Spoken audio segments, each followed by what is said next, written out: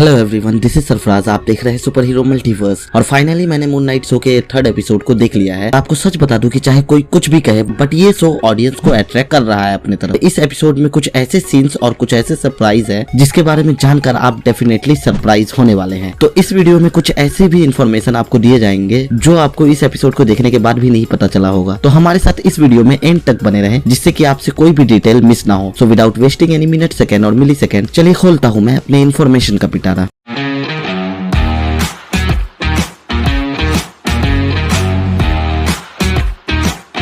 Moon night show का तीसरा episode continue करता है 2nd एपिसोड के एंड से ही, जहां हमें ये पता है कि 2nd एपिसोड के एंड में खॉन्सू मार्क को लेकर अपने सुपर पावर्स की हेल्प से इजिप्ट की सिटी कायरो पहुंच जाता है, जहां एक कमरे में हमें मार्क का कैरेक्टर 2nd एपिसोड के एंड में देखने को भी मिला था। इसलिए एपिसोड के बिगिनिंग में ही हमें मार्क स्पेक्टर की वाइफ लाइला का कैरेक्टर किसी जगह पर अपना नकली पासपोर्ट बनाते हुए दिखती है। तो वहाँ हमें एक कैरेक्टर भी देखने को मिलती है जिसके लाइला के साथ अच्छे रिलेशनशिप लग रहे हैं, जो की उनकी कन्वर्सेशन से हमें पता चल जाता है। इसी सीन में हमें लाइला के बारे में कुछ अच्छी खासी इन्फॉर्मेशन भी पता चलती है, और ये भी पता चलता है कि उसके फादर एक आर्कियोलॉजिस्ट थे जो कि बहुत सीक्रेटली गायब हो गए थे। हो सकता है कि इसका कनेक्शन मार्क स्पेक्टर के कैरेक्टर के साथ हो, जो कि हमें आगे के एपिसोड में देखने को मिलेंगे। खैर, फिर हमें सारी कहानी इजिप्ट के सिटी कायरो में ही चलती हुई दिखती है, जहाँ आर्थर हैरो अपने फॉलोअर के साथ स्कैरब की हेल्प से वहाँ पहुँच जाता है जहाँ गॉडेस एमिट के स्टेच्यू को रखा गया था, और वहाँ खुदाई भी चालू करवा देता है जिससे कि वो गॉडेस एमिट को वापस से जिंदा कर सके। दूसरी तरफ हमें ऑस्कर आइजक का कैरेक्टर कुछ लोगों के साथ फाइट करते हुए दिखता है, जो कि प्रोबेबली आर्थर के ही लोग हैं। वो उनसे फाइट इसलिए करता है ताकि वो उनसे आर्थर हैरो का पता जान सके, जिससे कि वो आर्थर को रोक सके गॉडेस एमिट को जिंदा करने से। इसी फाइट सीन में मार्क की दूसरी पर्सनालिटी स्टीवन मार्क के बॉडी को टेक ओवर कर लेता है, जब उससे मार्क का वो मार्क कार्ड देखा नहीं जाता है। और फिर हमें फर्स्ट एपिसोड की तरह ही ऑस्कर आइजक का कैरेक्टर ब्लैक आउट होता हुआ दिखता है, और उसी तरह से सीन कट करके फिर हमें दिखाया जाता है। और ऐसा तब होता है जब उसकी दूसरी पर्सनालिटी यानी कि स्टीवन की पर्सनालिटी उस पर हावी हो जाती है। लेकिन इस बार ये सीक्वेंस हमें स्टीवन के प्रोस्पेक्टिव से नहीं दिखाया गया है, बल्कि मार्क स्पेक्टर के प्रोस्पेक्टिव से दिखाया जाता है। लेकिन सरप्राइज तो इसके बाद है। और स्पॉइलर वार्निंग देते हुए मैं आपको बता दूं कि इस फाइट सीक्वेंस के दौरान एक बार मार्क का कैरेक्टर जब ब्लैक आउट होता है और उसके बाद जब वापस होश में आता है, तो वो देखता है कि सारे गुंडे बिल्कुल मरे हुए हालत में होते हैं। लेकिन ये फाइट ना तो मार्क स्पेक्टर ने की है, ना ही उसकी दूसरी पर्सनालिटी स्टीवन ने की है, जो कि कर भी नहीं सकता है। ये देखकर हमें साफ साफ ये पता चल जाता है कि मार्क के बॉडी में एक और पर्सनालिटी है, लेकिन इस एपिसोड में ये दिखाया नहीं गया है कि आखिर ये पर्सनालिटी है कौन। और अगर हम गेस करें तो हो सकता है कि ये कॉमिक से मार्क की पर्सनालिटी जैक लॉकली हो। शो में उसके कैरेक्टर को चेंज कर बिल्कुल स्किल्ड फाइटर और साइकोपैथ दिखाया जाएगा, जो कि हम उन गुंडों की हालत देखकर समझ सकते हैं कि वो कितना साइको है। और अगर शो में ऐसा हुआ तो मैं डेफिनेटली कह सकता हूँ कि शो के आने वाले एपिसोड काफी इंटरेस्टिंग होने वाले हैं। ये सब करने के बाद भी मार्क आर्थर हैरो का पता नहीं जान पाता है, और फिर खॉन्सू गॉड अपना दिमाग लगाता है और बिल्कुल बैटमैन के बैट सिग्नल की तरह वो मून सिग्नल भेजता है। लेकिन ये वो अपने सुपर पावर्स की हेल्प से कर पाता है, जिस कारण सारे गॉड्स के अवतार एक मीटिंग करते हैं जहां खॉन्सू आर्थर पर सारे आरोप लगाता है, लेकिन कोई सबूत ना होने के कारण आर्थर बच जाता है। और इसी मीटिंग के बाद हमें समझ में आ जाता है कि खॉन्सू गॉड को एक्चुअल में सारे गॉड उस काबिल मानते ही नहीं है, और जिस तरह से मार्क के बॉडी में आकर खॉन्सू गॉड बात करता है वो काफी अजीब लगता है देखने में भी। खैर, आर्थर बच जाता है, लेकिन इसके बाद मार्क की वाइफ लाइला के पास एक प्लान होता है, जो कि ये होता है कि उसे पता है कि एमिट गॉड के साथ एक और गॉड था जिसके पास गॉडेस एमिट के स्टैचू का पता हो सकता है, क्योंकि वो गॉड गॉडेस एमिट का बहुत खास था, और उसका मकबरा जिसके पास है वो एक्चुअल में लाइला का एक पुराना दोस्त ही है, जिस कैरेक्टर का नाम एंटन मोगाट है। और इस कैरेक्टर को शो में गैस्पर्स यूलेन ने प्ले किया है। और शॉकिंग बात यह है कि गैस्पर्स यूलेन जो एक्टर थे, मून नाइट शो की शूटिंग के बाद ही इस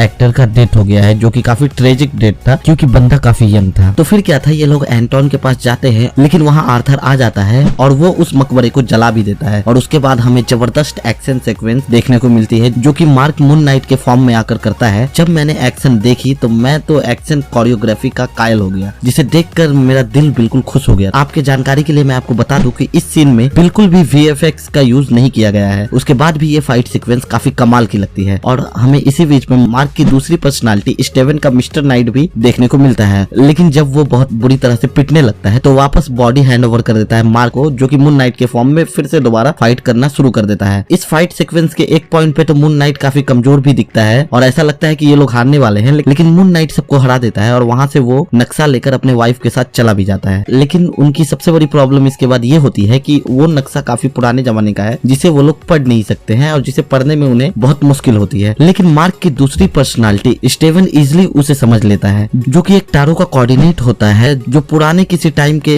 स्काई के हिसाब से बनाई गई थी। और क्योंकि अब बहुत साल बीत चुके हैं तो अब स्काई उस तरह की है नहीं और स्टार उस तरह से दिख नहीं रहे हैं। तो यहाँ भी एक प्रॉब्लम इन लोगों के लिए क्रिएट हो जाती है। तब हमें खॉन्सू अपने पावर्स का बेहतरीन तरीके से यूज करते हुए दिखता है, जो कि स्टीवन के मिस्टर नाइट के साथ मिलकर उस रात के स्काई को सर्फ करते हुए, आसमान को सर्फ करते हुए वो उसे ढूंढ ही लेता है। जो सीन देखकर मैं इसका बिल्कुल कायल हो गया, क्योंकि सीन को इतना ब्यूटीफुली बनाया गया है और VFX का इतना अच्छा यूज किया गया है इस सीन में, जो देखने में काफी ऑसम लग रहा था। और ये सब देखकर मैं तो यही सोच रहा था कि ये सब MCU के यूनिवर्स में हो रहे हैं तो दूसरे सुपर हीरोज को इसकी खबर क्यों नहीं हो रही है। आखिर उन्हें भी तो ये सब इवेंट देखकर अट्रैक्ट होना ही चाहिए था। खैर खॉन्सू ने जो किया उसकी सजा उसे मिल जाती है। सारे गॉड के अवतार्स मिलकर उसे एक स्टैच्यू में बदल देते हैं, जो कि एक पनिशमेंट के तौर पे खॉन्सू गॉड को दिया गया था। और अब आगे जो भी करना है मार्क को अकेले ही करना है, जो कि देखना काफी इंटरेस्टिंग होने वाला है आगे के एपिसोड में। और ये तो मैं अभी नहीं बता सकता कि खॉन्सू को जाने के बाद मार्क के पास मून नाइट की एबिलिटी है या नहीं है, क्योंकि शो वहीं पे एंड हो जाता है। ये एपिसोड सच में मुझे बहुत पसंद आया और सेकेंड एपिसोड से भी ज्यादा अच्छा लगा, क्योंकि इस एपिसोड की एक्शन कोरियोग्राफी, VFX और ऑस्कर आइजैक की कमाल की परफॉर्मेंस मुझे बहुत पसंद आई। भाई ऑस्कर आइजैक की तारीफ करना तो बनता ही है, क्योंकि भाई ने जो एक्टिंग की है, जो अलग अलग कैरेक्टर को वो पकड़ता है और जो अलग अलग एसेंट से वो बात करता है, वो देखना काफी एक्साइटिंग था। और ये सब देखकर हमें समझ में आ जाता है कि ऑस्कर आइजैक ने कितनी मेहनत की है मून नाइट के कैरेक्टर को प्ले करने के लिए। और इनके अलावा भी शो में सारे एक्टर्स ने अच्छा काम किया है। शो में मार्वल कॉमिक्स के भी बहुत सारे कैरेक्टर देखने को मिलते हैं, लेकिन शो में सारे कैरेक्टर्स के नेम के अलावा पर्सनालिटी को, यानी कि कैरेक्टर को बिल्कुल बदल कर यूज किया गया है। और अभी तक की स्टोरी एकदम ट्रैक पे जा रही है और अभी तक के सारे एपिसोड में हमें बहुत सारे रेफरेंसेस भी कॉमिक्स के देखने को मिले हैं, जो कि MCU की क्वालिटी है कि वो अपने शोज और अपने मूवीज में बहुत सारे रेफरेंस मूवीज के और कॉमिक्स के देते ही हैं। ओवरऑल ये एपिसोड काफी धमाकेदार था और मुझे इंतजार रहेगा अगले एपिसोड, जो इंतजार मुझसे होता नहीं है। खैर आप हमें कमेंट में बताएं कि आपको ये एपिसोड कैसा लगा। अगर मुझसे कोई डिटेल मिस हो गई है तो हमें कमेंट सेक्शन में बता सकते हैं। वैसे मैंने मून नाइट के फर्स्ट और सेकेंड एपिसोड के भी रिव्यू और ब्रेकडाउन किए हैं। अगर उन वीडियोस को देखना चाहते हैं तो उनके प्लेलिस्ट का लिंक आपको ऊपर आई बटन पर फ्लैश होता हुआ दिख रहा होगा, वहां से उन वीडियोस को देख सकते हैं। और अगर ये वीडियो अच्छी लगी है तो वीडियो को लाइक कर दे, हमारे चैनल को सब्सक्राइब कर दे, जिससे कि हमारे न्यू वीडियो की नोटिफिकेशन आपको मिल जाएगी। सो गाइज यहीं पर मैं अपने इन्फॉर्मेशन के पिटारे को बंद करता हूँ। I hope you enjoy, take care, stay safe. फिर मिलेंगे मल्टीवर्स में। थैंक